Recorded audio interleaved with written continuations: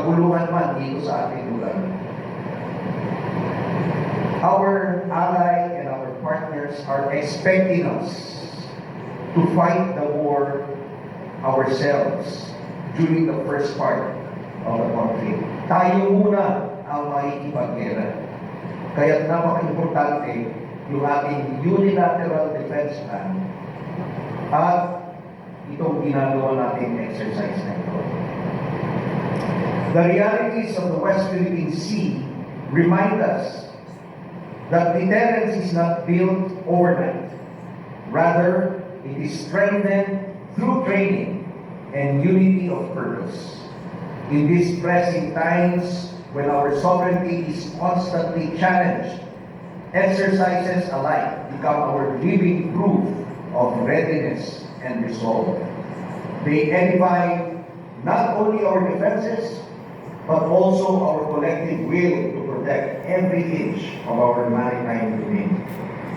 As I have always said, we are already at war. Parati ko pong sinasabi ito. I want us to have that mindset.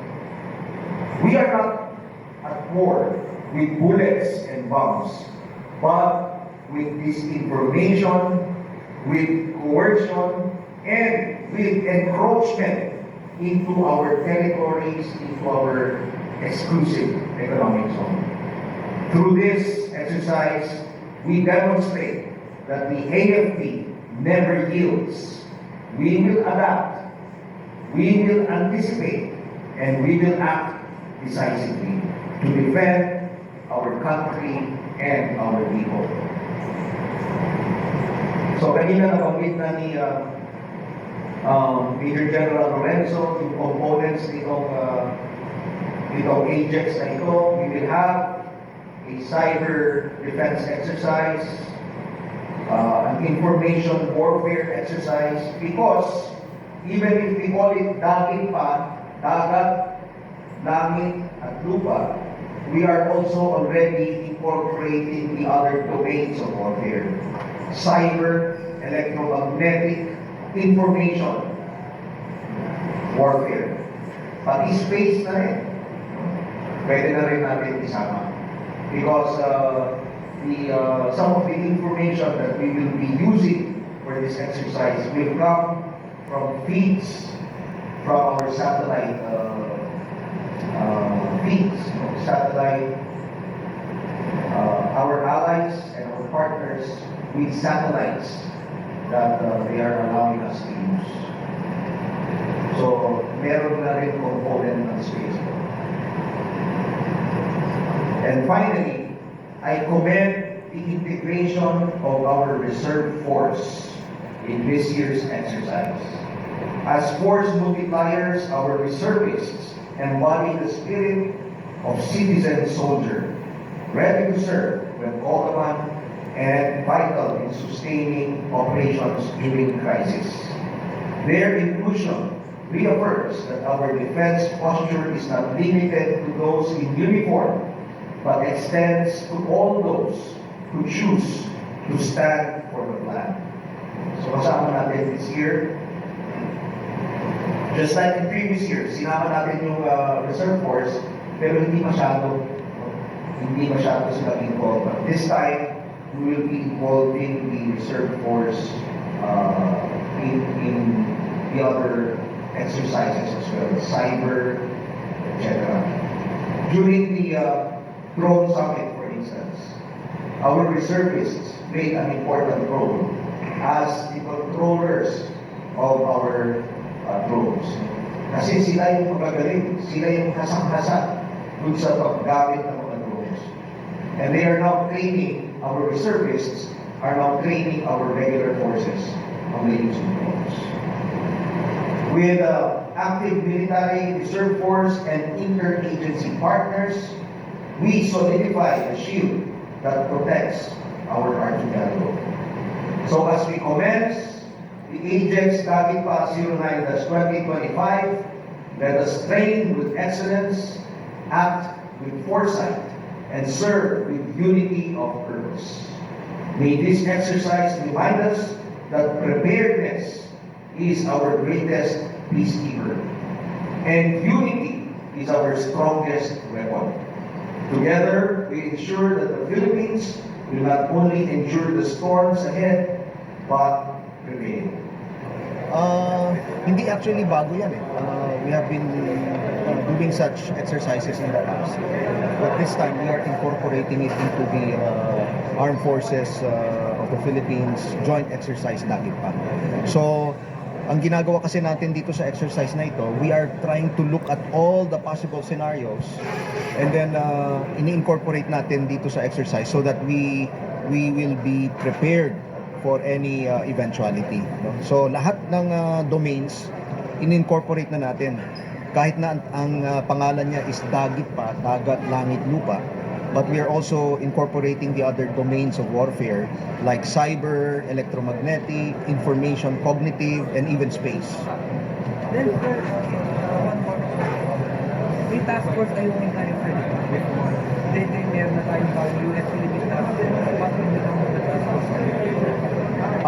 Hindi ko alam exactly kasi yung sa side ng US yun eh, yung nag-organize sila ng Task Force Philippines. And they said that actually it's a result of the Task Force Ayungin becoming bigger, and covering a bigger area, not just Ayungin.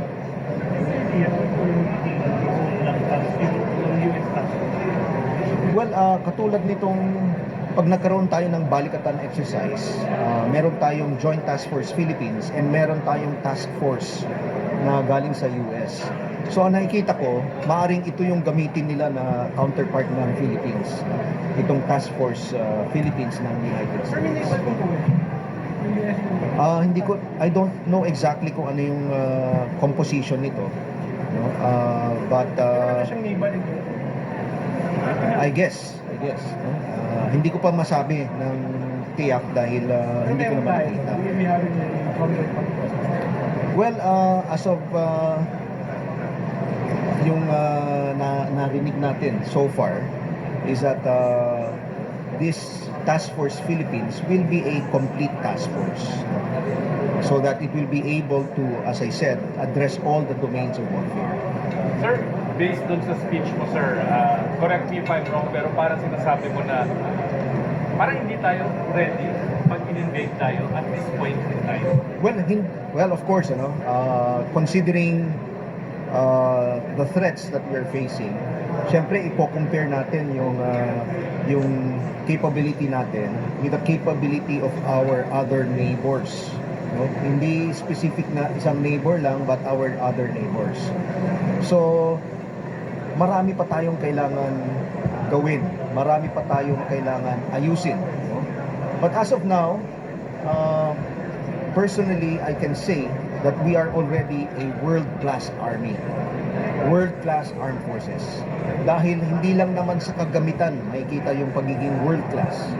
But we are one of the most experienced armed forces around the world. Dahil tuloy-tuloy yung gera na kung saan ay ang ating mga sundalo ay tuloy-tuloy rin na hinahasa ang ating mga skills, ang ating competencies. So, we now have also modern weapons and modern equipment. Yung mga bagong barko natin galing sa South Korea, for instance, yung ating FA-50 jet fighters, nung pinadala natin sa Australia, nakita ng ibang bansa na kayang-kaya natin, no? In fact, we were binansagan tayong rock stars nung exercise ng Black Beach sa Australia dahil they were not expecting that our pilots and our aircraft would be able to compete with the even more modern air forces around the world. So kayang-kaya natin. We have the capability, kaya natin i-depensa ng ating bansa, pero ang sinasabi ko po, kulang pa. Kulang pa. Because if we consider the entire archipelago, ay hindi kaya nung current na kagamitan natin na i-cover yung entire archipelago. In fact, sa ngayon, nakafocus lang tayo dito sa West Philippine Sea, sa northern part ng ating bansa, ay nakita na nga natin na kulang pa ito. Kulang pa. But we are now in the process of modernizing our armed forces, kaya talagang kailangan po natin yung tulong ng ating Kongreso para mabigyan po tayo ng pondo para sa ating modernization. Sir, isang standout ka dun sa speech mo, sir. Sinabi mo parang kapag conflict will arise, the allies expect na tayo muna ang lalaban. So we should not expect na nandyan sila kagad. Yes, yes. Anong scenario yun? Ibig sabihin, sir, pag i-invade muna tayo, tapos dapat tayo hanggang kaya natin until dumating ang tulog din. Yes, talagang kailangan nating depensahan yung ating bansa na tayo muna. Tayo muna. We have to rely on ourselves first. Kaya talagang tuloy-tuloy yung ating mga exercises. Katulad niya nitong exercise na to, itong AJEX, tayo lang ito. It's only the Armed Forces of the Philippines together with the Coast Guard, together with the Philippine National Police, so that makita natin yung kung saan tayo, kung ano yung hangganan ng ating depensa. No? And definitely, no, dahil nga meron tayong Mutual Defense Treaty with our only treaty ally, the United States, we are expecting that pag nagkagulo, no, syempre tayo muna ang makikipaggera. And then, but we are expecting also reinforcements or help from our ally. And this is under the Mutual Defense Treaty.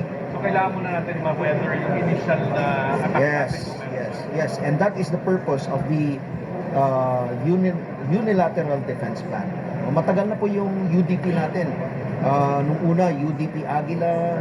Ngayon, binabago na po natin. We are in the process of revising our Unilateral Defense Plan dahil nakita natin na hindi katulad nung dati na ang kalaban lang natin, no? We're in the domains of air, land, and water or maritime. Ngayon, ay may mga ibang forms of warfare na like cyber, information, electromagnetic, and even space.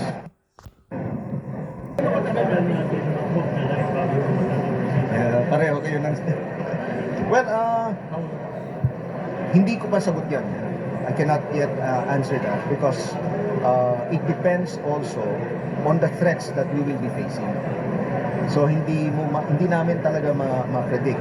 But of course, ang utos ng ating Pangulo, si President Ferdinand Marcos Jr., is that we should be able to fight and preserve our forces for at least 20 days hanggang 30 days. So yun yung pinaghahandaan po natin. Kailangan ay kayang-kaya natin lumaban na tayo lang for about 20 to 30 days.